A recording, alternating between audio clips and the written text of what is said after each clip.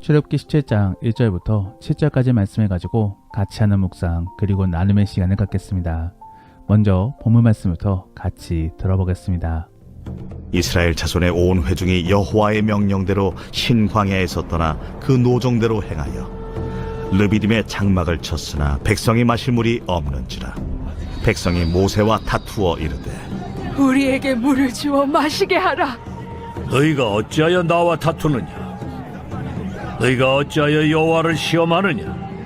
거기서 백성이 목이 말라 물을 찾으매 그들이 모세에게 대하여 원망하여 이르되 당신이 어찌하여 우리를 애굽에서 인도해내어서 우리와 우리 자녀와 우리 가축이 목말라 죽게 하느냐? 모세가 여호와께 부르짖어 이르되 내가 이 백성에게 어떻게 하리이까? 그들이 조금 있으면 내게 돌을 던지겠나이다. 백성 앞을 지나서 이스라엘 장로들을 데리고 나일강을 치던 네 지팡이를 손에 잡고 가라. 내가 호렙산에 있는 그 반석이 거기서 내 앞에 서리니 너는 그 반석을 치라. 그것에서 물이 나오리니 백성이 마시리라. 모세가 이스라엘 장로들의 목전에서 그대로 행하니라. 그가 그곳 이름을 마사 또는 무리바라 불렀으니 이는 이스라엘 자손이 다투었으며 또는 그들이 여호와를 시험하여 이르기를 여호와께서 우리 중에 계신가 안 계신가 하였음이더라. 이스라엘 사람들이 광야로 간 이유는 훈련을 받기 위함입니다. 즉 하나님 나라에 가기 위하여 우선은 주의 백성의 모습을 갖추어야 되는 것입니다. 하나님께서는 그러한 것들을 말씀을 통해서도 전해주시지만 결국 삶을 통하여 가르쳐주고 계신 것입니다. 그러므로 이스라엘 사람들은 시련을 겪으면서도 하나님의 채워주심을 경험하고 있는 것입니다. 실제로 이스라엘은 총 4번에 걸쳐서 하나님께 가르침을 얻습니다. 첫 번째로는 마라 사건을 통하여 갈증이 회복되는 것을 경험하였으며 다음으로는 만나와 메추라기 사건을 통하여 부족한 것을 채워주시는 하나님을 경험하게 된 것입니다. 그리고 세 번째로는 오늘 본문소 마사 사건을 통하여 다시 한 번 더 갈증을 해결시켜 주시는 주님을 경험하게 된 것이고 마지막으로는 다음 본문소 아말렉과의 전쟁을 통하여 그들을 지켜주시는 주님을 경험하게 된 것입니다. 이때까지 이스라엘은 징계를 받지 않습니다. 그저 어려움 속에서 가르침만을 얻게 된 것입니다. 하지만 시내산에서 계명을 얻은 이후부터는 하나님께 징계를 얻습니다. 즉 더한 고통을 얻게 되는 것입니다. 그럼에도 이스라엘 사람들은 깨달음이 변화를 얻지 못하자 결국 40년 동안 광야에서 나머지 공부를 한 것입니다. 이러한 것이 바로 출애굽기 이후에 신명기까지의 말씀인 것입니다. 저는 이러한 내용들을 기반으로 이스라엘이 어떠한 부분들 속에서 바뀌어 나가야 되는지를 한번 살펴보기를 원합니다. 그래서 오늘 아래 우리도 어떠한 부분들 속에서 변화와 결단을 가져야 되는지를 한번 생각해 볼 수 있기를 원합니다. 첫 번째로 이스라엘에게 부족한 부분은 회개가 없는 것입니다. 그러므로 계속적으로 반복적인 죄를 짓고 있는 것이지요. 15장 말씀에 이스라엘은 이미 물을 주시는 하나님을 경험하였습니다.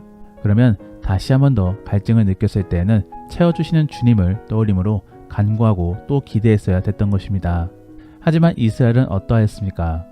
2절 말씀에 곧장 모세에게로 달려가 따져 물었던 것입니다. 전혀 개선되지 않았던 것이지요. 사실 어떤 분들은 오늘 본문 속 내용을 민수기 20장 내용과 같은 내용으로 오해하는 분들이 있습니다. 하지만 민수기 20장과는 장소도 다를 뿐더러 시기도 맞지 않습니다. 결국 싸움이란 의미의 무리바란 이름만 같을 뿐인 것이지 전혀 다른 사건인 것입니다. 그럼에도 우리가 같아 보이게 느껴지는 것은 그만큼 이스라엘이 반복적인 죄를 지었음을 시사해주고 있는 것입니다. 저는 이러한 내용들을 살펴보면서 우리의 삶을 돌이켜보았습니다. 우리는 계속적으로 반복적인 죄를 짓고 있습니다. 분명 하나님께 회개를 하였음에도 불구하고 그 다음날 혹은 몇 분 후에 똑같은 죄를 짓고 있는 것입니다. 그러면 왜 이렇게 교정되지 않는 모습을 계속적으로 보여주고 있는 것입니까? 바로 죄에 대한 인식이 아니하기 때문인 것입니다. 그렇기 때문에 회개도 가벼운 것이지요. 저의 경우를 살펴보면은 저도 분노에 대하여 그렇게 회개를 하면서도 계속적으로 화를 내면서 감정을 조절하지 못할 때가 많이 있습니다. 이럴 때 우리는 어떻게 해야 되겠습니까? 죄에 대하여 묵상해 볼 수 있어야 되는 것입니다. 그래서 죄로 인하여 우리는 어떠한 고통을 받게 될 것이고 또 내 주변 사람들에게는 어떠한 어려움이 임하게 될 것인지를 한번 생각해 봐야 되는 것입니다. 저는 이러한 부분들 속에 제 분노가 내 가정 및 내 주변 사람들에게 어떠한 어려움을 주게 되는지를 생각해 봅니다. 그리고 하나님께 계속적으로 생각할 수 있게끔 간구하는 것이지요. 제발 그러한 상황들이 잘 떠올림으로 다시는 그러한 잘못을 저지르지 않게 도와달라고 기도하는 것입니다. 이러한 것이 바로 진짜 회개인 것이지요. 회개는 그저 잘못된 것만을 고백하는 것이 아닙니다. 그 잘못으로 인한 잘못된 결과를 상상해보며 두려움 속에 주님께 간구해야 되는 것입니다.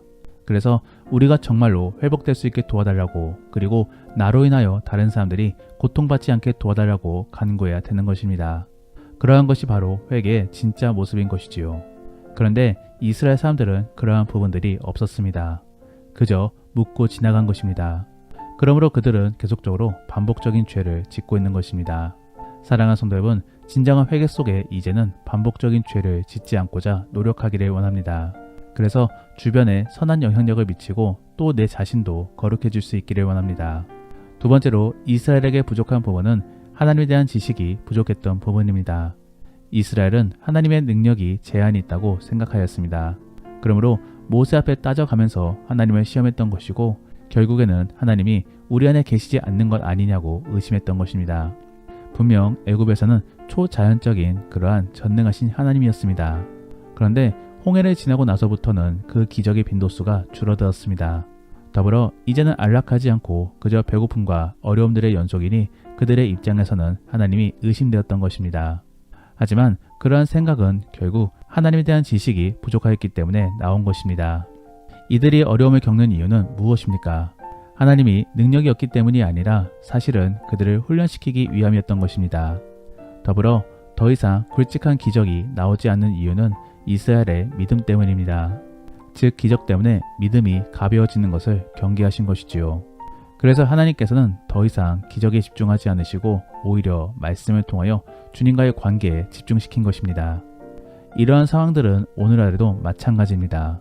지금도 만일 놀라운 기적들이 많이 일어나고 있다라고 한다면 우리는 하나님보다도 그 하나님 속에 나오는 기적만을 바라보게 될 것입니다. 그러면 결국 진정한 믿음은 생겨나지 않는 것이지요. 그렇기 때문에 하나님께서는 도리어 믿음 형성에 방해가 되는 기적을 줄이신 것입니다. 하지만 그래도 하나님께서는 군데 속에서 계속적으로 기적을 보여주십니다. 그러면서 살아 역사하시는 하나님을 증명해주고 계신 것이지요. 우리는 이러한 부분들을 잘 묵상해보면서 하나님에 대해 잘 이해해야 되는 것입니다. 그러므로 그러한 주님을 알아가면서 더욱더 주를 이해하고자 노력하는 복된 그리스도인이 될 수 있기를 원합니다. 마지막으로 이스라엘에게 부족한 부분은 감사가 없는 것입니다. 우리가 출애굽기 15장 말미의 사건들부터 살펴보면은 그렇게 하나님께서 기적을 보여주셨음에도 불구하고 감사가 등장하고 있지 않습니다. 그저 모세만이 하나님 말씀에 따라 기념할 뿐인 것이지요.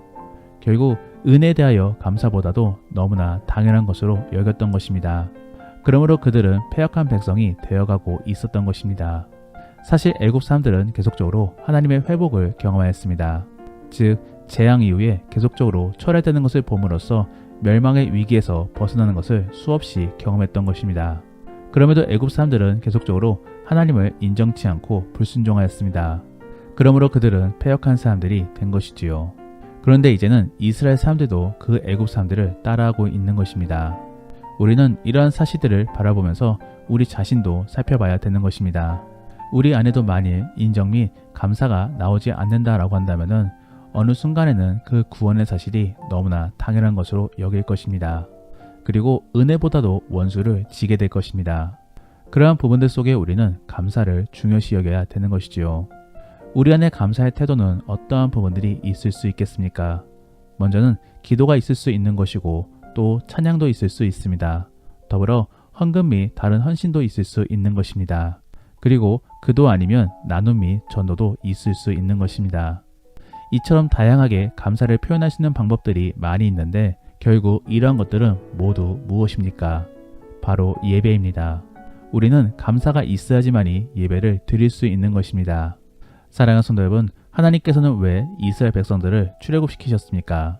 바로 주의 백성이 되게 하기 위하여 출애굽을 시키신 것입니다. 그러면 주의 백성들은 뭐하는 사람들입니까?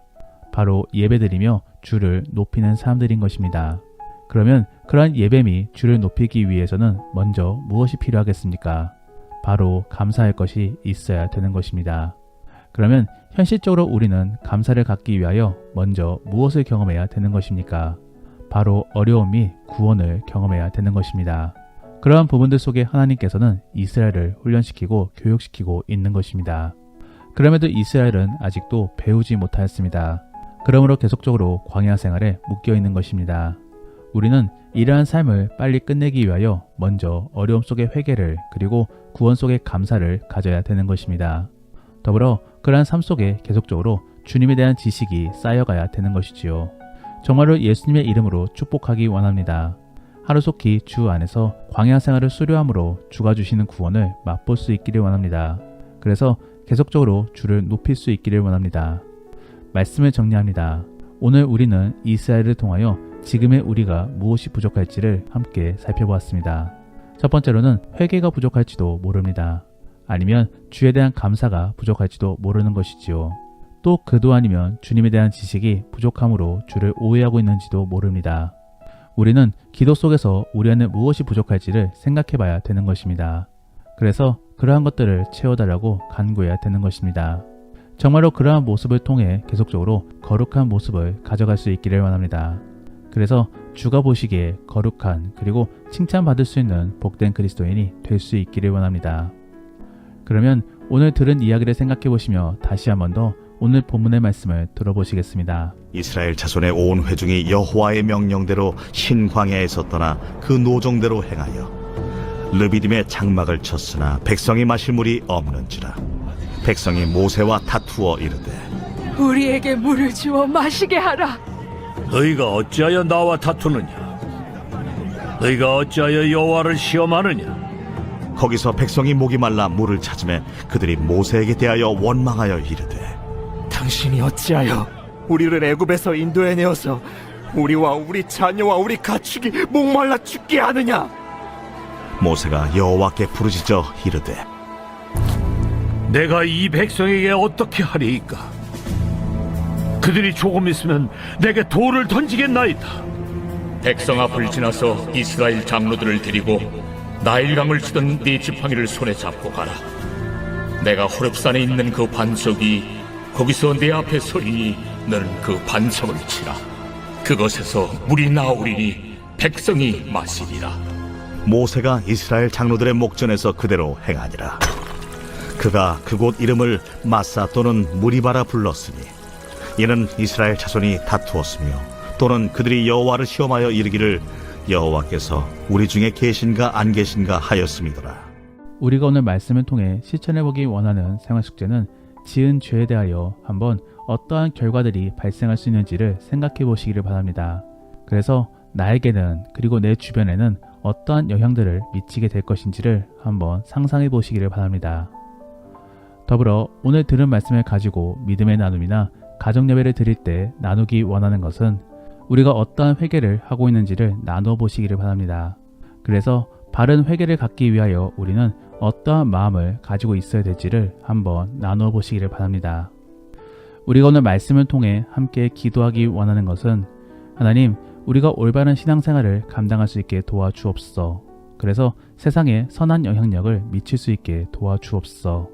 그리고 신앙생활을 감당함에 있어 구원 및 소원만을 바라며 감당하지 않게 도와주시고 먼저 받은 구원에 대하여 감사함으로 신앙생활을 감당할 수 있게 도와달라고 함께 기도하겠습니다.